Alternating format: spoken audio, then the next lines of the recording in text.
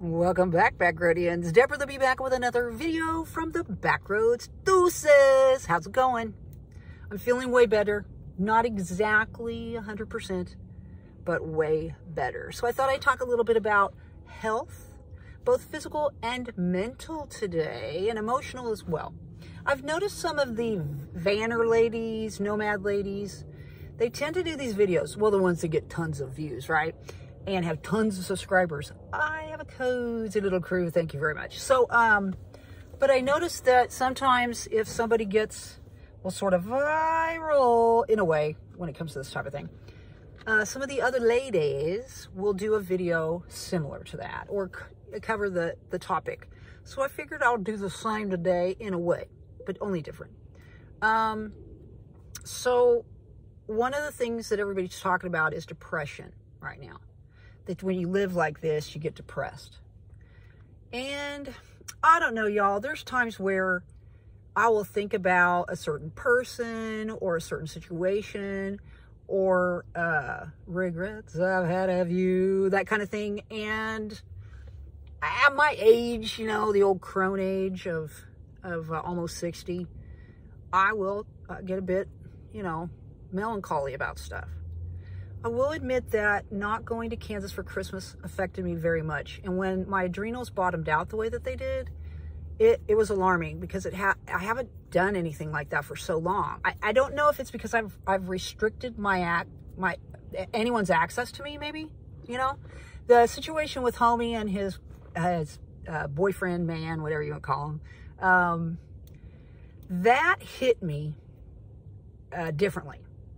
That was something that I was like, whoa. And at that point, it was like the beginning of me, like, I would say, if you think about it, as far as all the women talking about this depression, I think that women at a certain time or at a certain point close their heart. See, when I did before, because I don't really do it that much anymore, like the spiritual stuff, I knew that you had to open your heart up and you had to open your mind up. You know, you had to have this clear and clean being, let's say. But when you get your heart, like my dad used to say, oh, I'm going to stomp a hole in you and I'm going to stomp it dry. I feel like if you get jackbooted in the heart enough times, you end up closing up the heart so that it can't hurt anymore.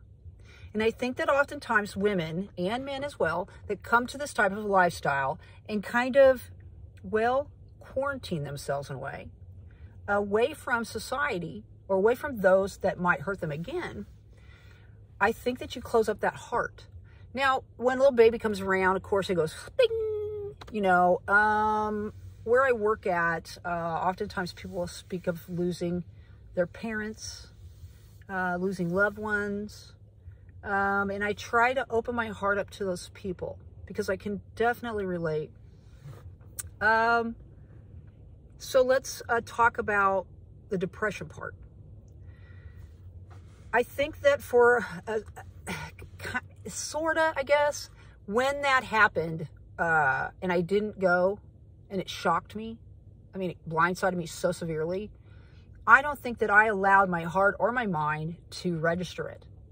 So internally, it all did its work. And I think that that might have something to do with what happened to me, which I pretty much broke out in just a rash everywhere. And the rash came up into my neck. That's the reason why I was wearing the turtleneck, because I couldn't even touch my neck. It went up into my face. It completely made my eyes all around here and all around here like I was 90 years old. And not even tinted moisturizer will stay on skin that's peeling, skin that's severely dry and wrinkled. And I mean, I already have enough, you know what I mean? I think it had to do with eating things that I shouldn't have, like chocolate and processed foods and sugary drinks and things like that. And doing it in excess as well.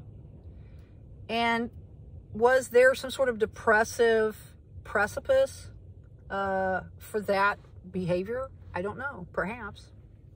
But I will tell you this. I do see living this kind of lifestyle, you kind of close yourself off to any kind of relationships. Whether that be romantic relationships, platonic relationships, familial relationships or even working relationships, because it's hard to trust people when you have trusted so much and it hasn't worked out. So I think that for me, I now see any of those relationships as contractual and transactional, because there's certain things, certain conditions that must be met for me to even be friends with somebody, because if those aren't met, there is no deal. There is no contract.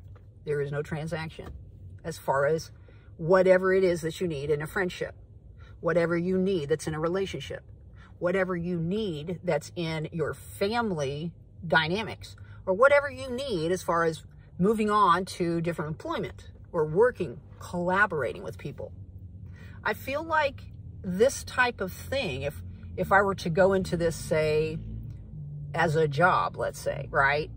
And I ask people, please help me, you know, share the videos and all this other stuff. That opens you up to all sorts of things too, not just some sort of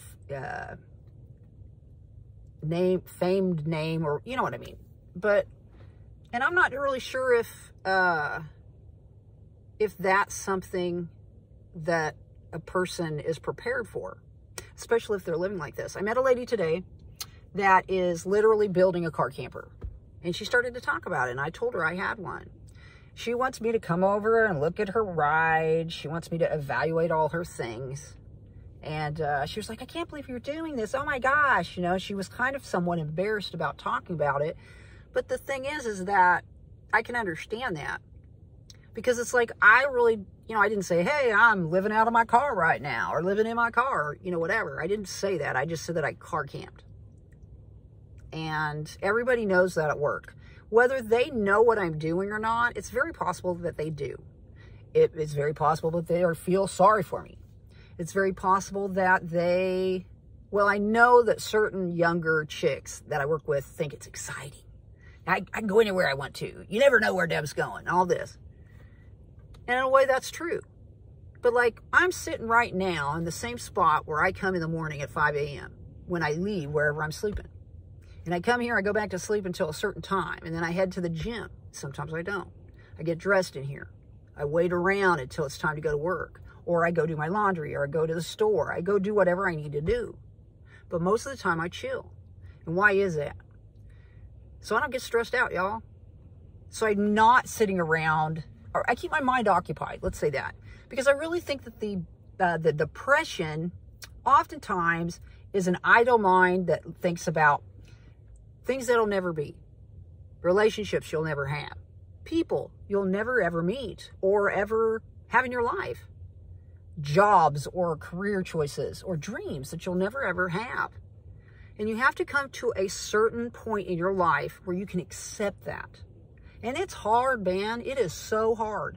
Oh, so many people at work are like, Deb, you're going to be one of these people. And I looked at them and I said, yeah, but oftentimes these people aren't these people until after they're long gone, right? They're like, no, yours is later on in life. I used to want to live to be 100 years old. And then I lost both my parents within 6 months' time. And then my family went completely insane. And then I completely disconnected from so many family members, extended family members and such. And then I kind of just dipped out and let my family do their own thing. And now my life's completely different. I could be depressed. And there are days where I don't feel great. But most of the time I do. Most of the time I try to be positive. And I try to be an inspiration to others. And that's why I do this wacky video channel, apparently. Because I've done it a couple of times.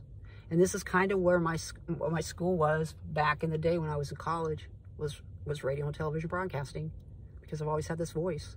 Or the mouth, as my father used to say. So I hope you liked the video today, and I hope that you can relate. And I'm hoping that your life is great. And I rhyme all the time too, so okay. Anyway, if you enjoyed the video, give it a thumbs up. If you want to subscribe and see future videos, please do so. If you're first time here, welcome. And if you've ever commented, thanks a lot for commenting. Well, I'll let you guys go. Have a great Saturday night. My name is Deborah the Bee. We'll see you all on down the road. Bye-bye.